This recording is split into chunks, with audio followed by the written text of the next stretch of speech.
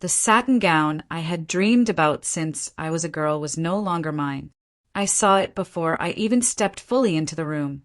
My sister twirling in front of the mirror, her hand smoothing the delicate lace bodice, her eyes shining with triumph. And my heart dropped to the floor.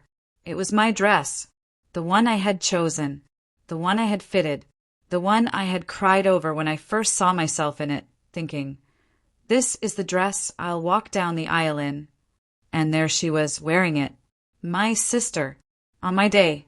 Before I go any further, let me introduce myself. My name is Elena Hartley, and I'm 28 years old. I spent my entire life being told I was second best.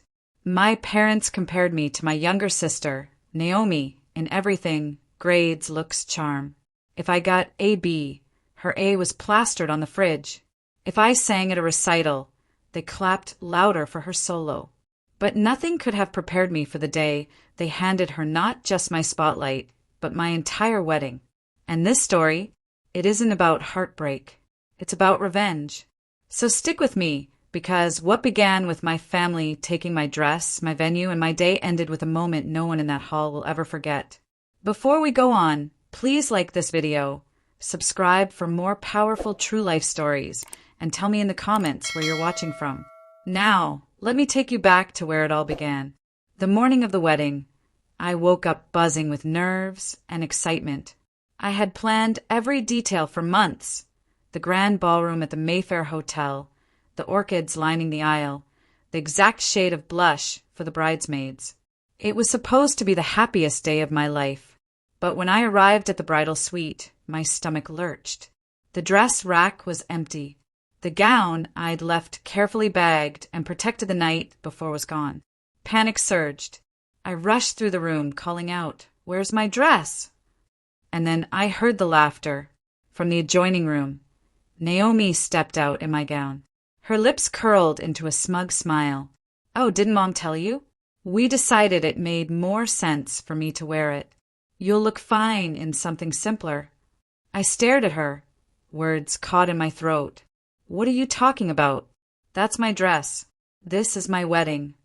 But before she could answer, my mother entered, her tone sharp. "Elena, don't cause a scene. Naomi deserves this. She and Daniel are meant to be. You'll understand one day." I froze. My heart pounded so hard it drowned out her words. She and Daniel? My groom. My fiancé. The man I had planned to marry that very afternoon. It was like watching my entire world shatter into pieces too sharp to touch. I whispered, my voice breaking, "You can't be serious. He's marrying me." Naomi's smile widened as she adjusted the veil. "Not anymore. Daniel realized he made a mistake. And honestly, sis, you should thank me. You weren't ready for this." The audacity of it, the cruelty, the betrayal from the two people I trusted most. I stumbled back, my vision blurring. No, this can't be real. This can't be happening. But it was, because when I looked around the room, every face confirmed it. My father avoided my gaze, my mother crossed her arms like a judge delivering a sentence, and the bridesmaids shifted uncomfortably, their silence screaming complicity. That was when the second blow landed. Not only had they stolen my groom and my dress, they had stolen my venue, too. "The guests are already arriving," my mother said briskly, brushing invisible dust off Naomi's skirt. "This day belongs to your sister now. Don't make it harder than it needs to be." Harder? I could barely breathe. My chest ached like I'd been stabbed, each word twisting deeper. Naomi giggled, twirling again. "Don't pout, Elena. You'll find someone else eventually. But today is mine." I stumbled into the hallway, clutching the wall for support as the world tilted around me. The laughter, the chatter, the faint notes of music drifting from the ballroom. They all felt like daggers piercing deeper into my chest. I had lost everything in a matter of hours. My fiancé, my dress, my family support, my day. But as I sank onto a bench outside the bridal suite, gasping for air, a thought began to take shape through the fog of heartbreak. Yes, they had taken everything from me, but they had also handed me something far more powerful, an audience. Because if they wanted me to sit quietly while they paraded my sister in my dress in my venue, with my groom, they had underestimated me. Badly. I wiped my tears, steadied my breathing, and whispered to myself, "You want a scene? Fine. I'll give you one. But it won't be the one you're expecting." And in that moment, my devastation hardened into something sharp, unbreakable. Resolve. This was no longer just Naomi's wedding. It was my stage, and before the night was over, I would make sure everyone knew the truth, and that none of them would forget it. If you've never grown up in the shadow of a golden child, let me paint the picture for you. The golden child never has to try. They never have to explain, never have to fight for affection. The sun just bends toward them, leaving you to grow in the cold. That was Naomi. Naomi Hartley was born 3 years after me, and from the moment she arrived, my parents treated her like she was a gift from heaven itself. "Isn't she beautiful?" my mother cooed when Naomi was barely out of diapers. "She's going to be a star." I'd be standing right there, clutching a crayon drawing I'd worked on all morning. But my efforts always seemed smaller next to Naomi's existence. When I brought home a B+ in math, my father frowned. "Why can't you be more like your sister?" Naomi, meanwhile, had a gold star on her spelling test. When I performed at the school recital, my parents clapped politely. When Naomi sang, they leapt to their feet, cheering loud enough to embarrass everyone around us. It didn't matter how hard I worked. Naomi shone without effort. Or at least that's how they saw it. As we grew older, the divide grew sharper. I studied hard in college, juggling jobs to pay my way. Naomi dropped out of her program after 2 semesters, but my parents shrugged. "She'll figure it out. She's got charm." Charm. That was their word for her.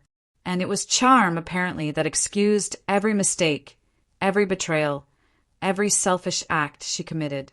When Naomi crashed my car at 19, they told me to stop overreacting. It's just a car. When Naomi borrowed money from me and never paid it back, they said, "She's your sister, Elena. Don't keep score." And when Naomi flirted shamelessly with Daniel back when he was only my boyfriend, they laughed it off. "You're imagining things." Naomi wouldn't do that.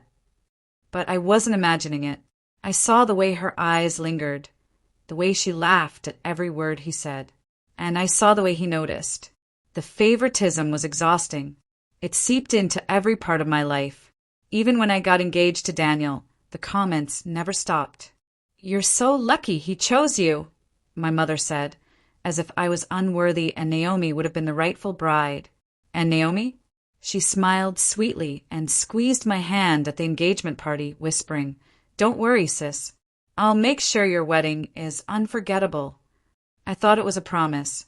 I didn't realize it was a threat. Looking back, I should have seen it coming. The way Daniel grew more distant over time. The way Naomi always inserted herself into our plans.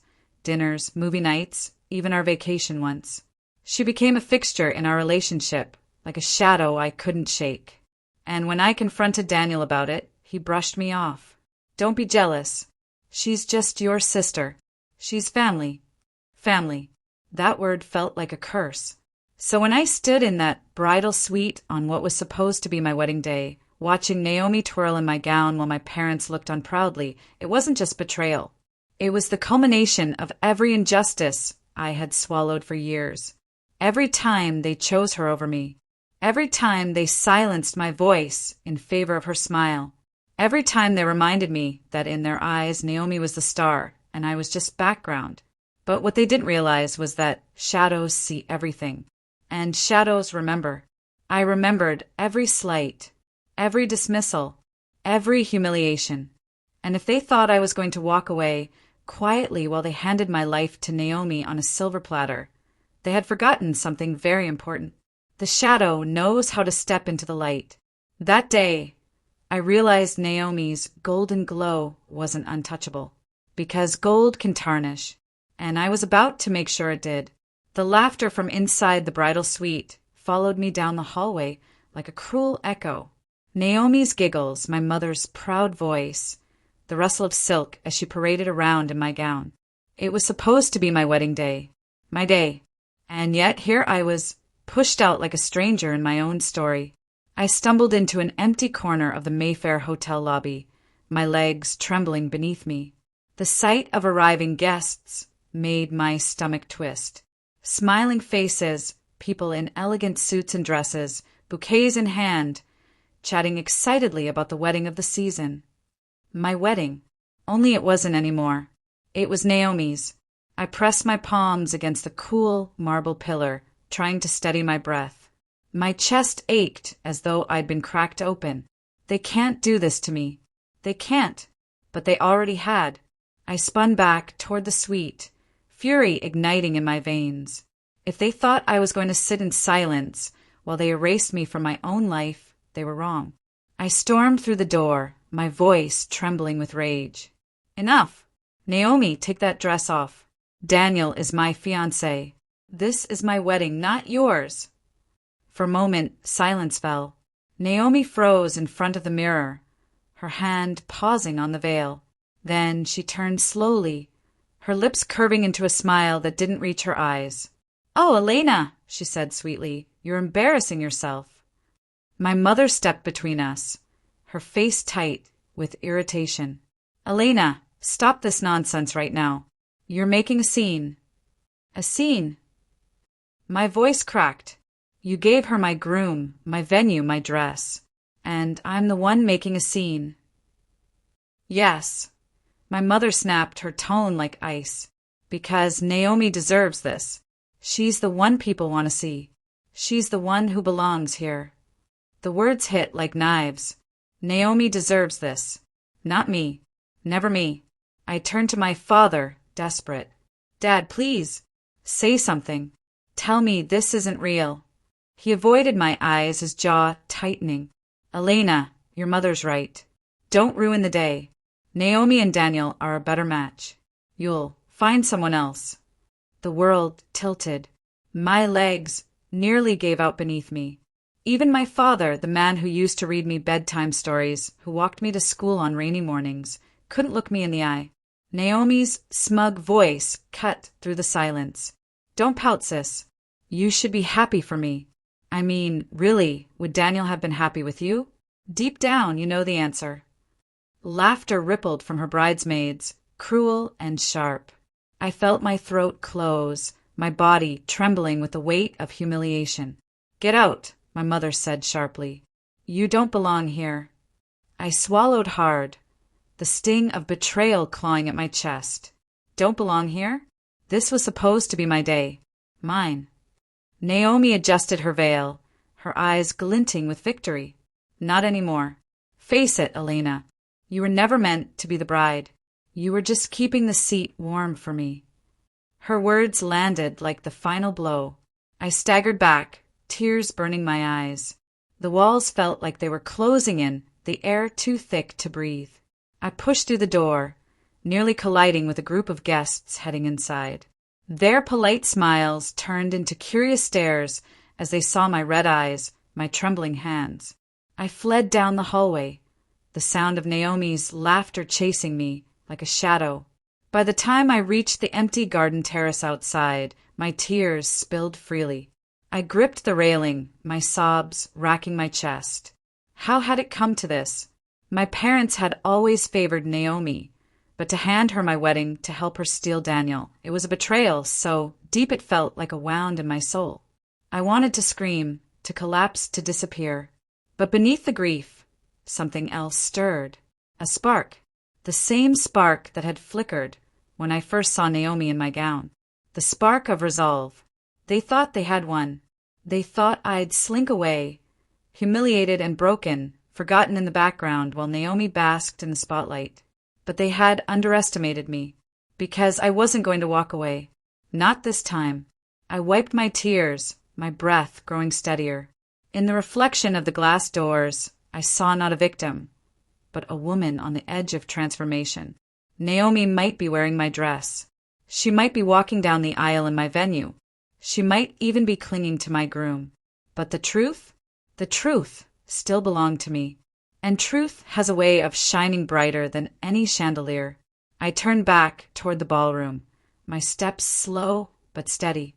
I could hear the music swelling inside, the chatter of guests who had no idea the stage they were about to witness.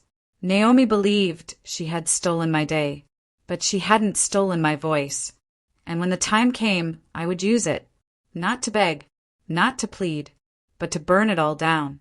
The Mayfair ballroom glowed with chandeliers, laughter, and music, but for me it was nothing more than a gilded stage waiting for its curtain to fall. Naomi thought she had won. Daniel thought he had chosen better. My parents thought I'd finally learned my place, but none of them realized they'd just handed me an audience. I stood in the shadows near the back of the room, the emerald drapery brushing against my shoulder, my heart pounding like a drum in my chest. Naomi glided across the room in my gown with Daniel at her side. Guests oohed and awed, snapping pictures, sipping champagne, gossiping about how radiant she looked. But I noticed the details others missed. The way Naomi's eyes darted nervously every few minutes. The way Daniel avoided my gaze like it might burn him. The way my parents hovered, whispering like guards protecting a fragile crown. They were afraid of me, and they should be. The first part of my plan had already taken shape earlier that week. See, Naomi's charm could only carry her so far. She had secrets, plenty of them, and unlike my parents, I hadn't been blinded by her golden glow. I knew she hadn't finished paying off the loan for her car, even though she bragged about buying it outright. I knew she had lied about her last job, claiming she quit to pursue better things when in reality she had been fired for stealing from the register. And most of all, I knew she had been meeting Daniel long before my engagement ended, because I still had the messages. Back when I had my suspicions, I'd gone through Daniel's phone one night. He never found out. The texts were burned into my mind, cruel in their casual betrayal. Naomi, she won't suspect a thing. Just a little longer. Daniel, she's so naive. I almost feel bad. Almost. That word had haunted me for months. Now it would be their undoing. I pulled the small flash drive from my clutch, feeling its weight like a loaded weapon. On it were screenshots, receipts, every damning detail I had quietly gathered. The ballroom had been fitted with a projector for the couple's slideshow, the romantic story of how they fell in love. But I had other slides ready, and when the moment came, it wouldn't be Naomi's smile glowing across the screen. It would be the truth. Still, revenge isn't just about evidence. It's about timing. I needed the moment to sting, to cut deep, to leave scars that couldn't be explained away. So I waited. Through the hors d'oeuvres, through the clinking of glasses, through the first dance where Naomi twirled in lace that was never hers. I waited as speeches began, the best man with his jokes, the maid of honor with her tears, my father with his sanctimonious toast about family unity. Each word fueled the fire in my chest, until finally the microphone began to pass from table to table, inviting anyone who wished to speak. My hand didn't tremble when I reached for it. "Excuse me," I said, my voice carrying across the hall. Dozens of eyes turned. The room grew quieter. Naomi froze, her smile stiffening. Daniel's glass stopped halfway to his lips. My mother's hand tightened on my father's arm. I stepped into the light. "I'd like to propose a toast," I said, lifting my glass. Polite applause trickled through the room. Naomi forced a laugh. "Oh, Elena," she said, her voice too sweet. "That's not really necessary." But I was already moving toward the stage. "Oh, it is," I said, "because this day isn't just about love. It's about truth." As I stood at the podium, the ballroom hushed. My reflection glimmered faintly in the crystal glasses, in the polished marble floors, in the wide, unblinking eyes staring up at me. Naomi's face had gone pale. Daniel shifted uncomfortably. My parents' smiles were carved in stone, their panic just beneath the surface. And I knew this was the moment. The plan was in motion, and there was no turning back.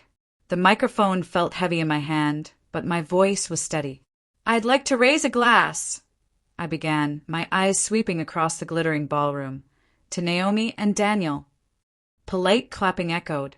Naomi's stiff smile widened like she was trying to convince herself she was still in control. Daniel adjusted his tie, his eyes locked firmly on the table as though looking at me might expose him completely. I lifted my glass higher. To the happy couple, the perfect love story. My words hung in the air, dripping with irony that only I could taste. And then I smiled, a smile Naomi would recognize, a smile that promised fire. "Of course," I continued, "stories are only perfect if you start them at the right place. If you start at the middle, or at the end, they might look beautiful. But if you rewind, if you look back at the real beginning." I pulled the flash drive from my clutch, holding it up so everyone could see. "That's when the truth comes out." Gasps rippled across the hall. Naomi's face drained of color. My father half rose from his chair, his hand outstretched. "Elena, stop this!" But I didn't stop. I walked to the projector, my heels clicking against the marble floor like a drumbeat announcing war. I slid the flash drive into the port, my heart pounding not with fear, but with justice. The screen flickered. The slideshow paused. And then, in bold letters, a message appeared. The real story of Naomi and Daniel. The first image filled the screen. A screenshot of Naomi's text to Daniel. "Naomi, she won't suspect a thing. Just a little longer." A gasp rippled through the crowd. Naomi bolted to her feet. "Turn that off," she shrieked. But I wasn't finished. The next slide appeared. "Daniel, she's so naive. I almost feel bad. Almost." The word burned across the screen, bigger than life. Almost. The ballroom erupted in murmurs. Guests leaned closer, whispering furiously. A woman at the next table gasped. My God, they were plotting against her. I raised the microphone. This was sent while Daniel was still with me, while Naomi was still smiling in my face, calling herself my sister. The next slide, a photo of the three of us together at a family dinner. Daniel's arm around me, Naomi smiling sweetly beside us. The caption beneath, the night they began meeting in secret. Naomi's sob cut through the hall. "It's not true," she screamed, but the evidence spoke louder than her denial. Another screenshot lit up the screen. "Naomi, you'll be free of her soon. Then we'll finally have everything." The room fell silent, the weight of betrayal sinking like lead. Amanda, one of Naomi's bridesmaids, whispered too loudly, "She stole her sister's fiancé." All eyes turned back to Naomi. Her perfect day was crumbling in real time. Daniel finally stood, his face twisted. "This doesn't matter. What's done is done. We're in love now." In love. I cut him off, my voice steady, amplified through the speakers. "You mean the kind of love that requires lies, secrets, and betrayal? The kind that starts by destroying someone else's future? That's not love, Daniel. That's theft dressed up in lace." The room erupted in whispers again. Some nodded. Others muttered angrily. And Naomi sank back into her chair, her tears streaking her makeup, her hands clutching the lace bodice of the gown that was never hers. I let the silence sit. I wanted them all to feel it, the weight of truth pressing down on their perfect illusion. Then I raised my glass once more. "So here's to Naomi and Daniel," I said, my voice calm, sharp. "May your marriage be as faithful as your beginning, and may you both live forever with the reminder that everyone here now knows exactly who you are." I clinked my glass against the microphone stand, the sharp ring echoing through the stunned room. For a moment, there was nothing but silence. And then chaos. Guests began standing, whispering furiously. Aunts and uncles shook their heads in disgust. One of Daniel's colleagues muttered, "Unbelievable," before storming out. Naomi broke into sobs, ripping off her veil, her cries echoing beneath the chandeliers. Daniel grabbed her arm, hissing something in her ear, but she yanked away, shouting, "This is your fault." My parents sat frozen, their faces pale, their empire of favoritism burning to ash before their very eyes. And I smiled, because for the first time in my life, the spotlight was on me. Not Naomi, me. I left the microphone on the podium and walked slowly down the aisle between the tables, every eye on me. My heart pounded, but my steps were steady, graceful, unhurried. Behind me, the screens still glowed with their betrayal, and ahead of me, the exit gleamed like freedom. The sound of Naomi's sobs still echoed in the ballroom as I stepped into the cool evening air. The Mayfair's golden lights spilled onto the cobblestones, but out here the air felt fresher, cleaner, as though the building itself had been choking on the lies inside and I had finally opened a window. I inhaled deeply, my chest rising with something I hadn't felt in years. Relief. Behind me, chaos raged. Guests poured out into the courtyard, whispering fiercely, their faces alight with scandal. Some glared back toward the ballroom. Others shook their heads in pity. But all of them carried the story now, and stories have wings. By morning, the whispers would fly across town. Naomi and Daniel wouldn't be spoken of as a golden couple anymore. They would be remembered as thieves, as liars, as conspirators who built their wedding on betrayal and watched it crumble beneath the weight of truth. I sat on the stone ledge of the fountain, my emerald clutch resting in my lap, the night breeze brushing against my hair. For the first time in a long time, I felt calm. I had not screamed. I had not begged. I had spoken, and that was enough. Inside, Naomi's meltdown grew louder. "I hate you!" she screamed, her voice cracking through the walls. This was supposed to be perfect. Daniel's voice followed, low and furious, but the words were muffled. A crash of glass punctuated their fight. Guests gasped. Someone rushed to intervene. The perfect day my parents had envisioned was collapsing into ash before it even reached dessert. And my parents? They sat in the eye of the storm, faces pale, smiles gone, forced to watch the empire of favoritism they had spent years building collapse in front of everyone. I almost felt pity for them. Almost. But pity is wasted on people who never gave it to you. A woman I barely knew approached me outside, her face soft with something like admiration. "That was brave," she said quietly. "What you did in there. They'll never forget it." I met her gaze and nodded. Good. That was the point. Because I hadn't just taken back my voice. I had given Naomi a lesson she would never forget. Gold can tarnish and crowns can fall. By the time the night ended, Naomi's gown was stained with mascara and tears. Daniel was drunk, slumped in a chair, abandoned by the very friends who once toasted him. And my parents, they left in silence, their heads bowed, unable to meet the eyes of the guests they had once tried so hard to impress. The golden family image was shattered, and I was the one holding the shards. In the days that followed, the fallout only grew. The whispers spread fast. Naomi couldn't step into town without hearing the word homewrecker hissed under someone's breath. Daniel's colleagues withdrew the promotions he once boasted about slipping through his fingers. And my parents, they tried to do damage control, but no amount of charity galas or carefully chosen words could erase the truth everyone had seen with their own eyes. Their golden child had been exposed, and I had done it. As for me, I walked away lighter. I moved into my own apartment, a small place with white walls and sunlight streaming through the windows in the morning. It wasn't glamorous, but it was mine. For the first time in my life, I wasn't living in Naomi's shadow. I was living in my own light. One evening, Maya came over with a bottle of wine.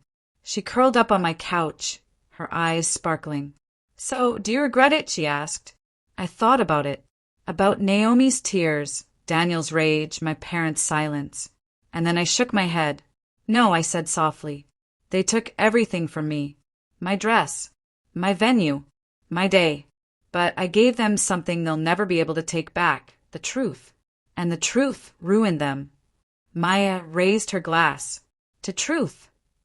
I smiled, clinking mine against hers. "To freedom." Because revenge isn't always about destroying someone else. Sometimes it's about reclaiming yourself. And that night, under the chandeliers of the Mayfair Hotel, I did just that. Naomi may have worn the dress. She may have stood in the venue. She may have paraded as the bride for a fleeting moment. But in the end, the day didn't belong to her. It belonged to me.